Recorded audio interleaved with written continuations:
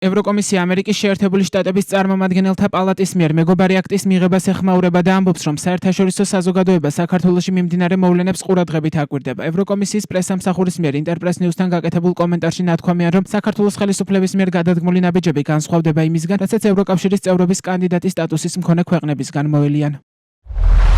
ამერიკის შეერთებული შტატების კონგრესის მიერ მეგობარი აქტის მიღება აჩვენებს, რომ საერთაშორისო საზოგადოება ყურადღებით აკვირდება საქართველოში მიმდინარე მოვლენებს. საქართველოს ხელისუფლების მიერ განხორციელებული ქმედებების საგანგაშოა და შორს არის იმისგან, რასაც კანდიდატი ქვეყნისგან ველოდებით. ჩვენ მოუწოდებთ საქართველოს ხელისუფლებას გააუქმოს კანონმდებლობა, რომელიც შეუთავსებელია ევროკავშირის ღირებულებებთან. ევროკავშირმა რეაგირება მოახდინა საქართველოს ხელისუფლების მიმართ ზომების მიღებით და სამოქალაქო საზოგადოების მხარდაჭერის გაძლიერებით. ამერიკის შეერთებული შტატების წარმომადგენელთა პალატამ მეგობარი აქტი 6 მაისს მიიღო. კანონპროექტს მხარის 349 კონგრესმენმა დაუჭირა. 7 მაისს კანონპროექტი განსახილულად სენატის საკანონმდებლო კალენდარში შეიტანეს. საერთო ვერსიის დამტკიცების შემდეგ ის პრეზიდენტს ხელმოწერისთვის გადაეგზავნება. კანონად ქცევის შემთხვევაში დოკუმენტი შტატების პრეზიდენტს საქართველოს ხელისუფლების იმ წარმომადგენლების დასანქცირებას დაავალდებულებს, რომლებიც ძალადობაში, მნიშვნელოვან კორუფციაში, დაშინების კამპანიასა და ქვეყნის ევროატლანტიკური ინტეგრაციის ბლოკირების პროცესში იყვნენ ან არიან ჩართულები.